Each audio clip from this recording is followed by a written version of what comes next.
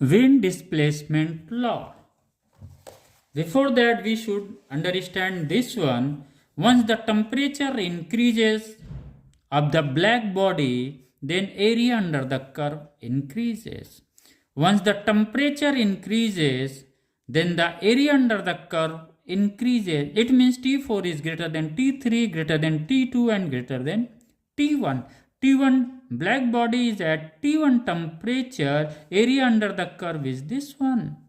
But at T1, once we see the maximum radiant energy is here, if this graph is at this wavelength and once the wavelength increases, then the radiant energy become maximum for this lambda.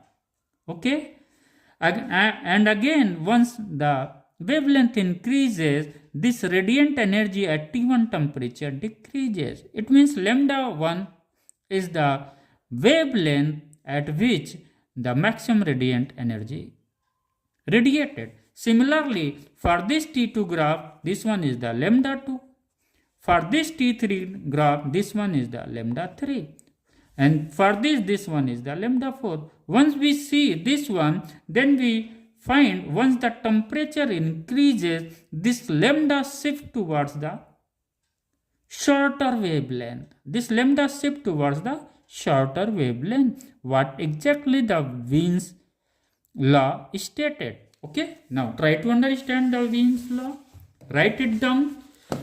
As the temperature of the black body rises, the radiant energy emitted by black body also increases. The radiations of black body has all possible wavelengths. Among all possible wavelengths, at a particular wavelength, the radiant energy find to be maximum at a given temperature of a black body. Or second definition, as the temperature of the black body rises, the maximum radiant energy emitted by a black body shifts towards the shorter wavelength. What exactly we have shown over here? It shifted towards the shorter wavelength. Okay? By the experiment, spectral distributions curve of a black body radiations found. On the basis of this, Wien's established relations between temperature and wavelength. This law based on spectral distributions curve of a black body.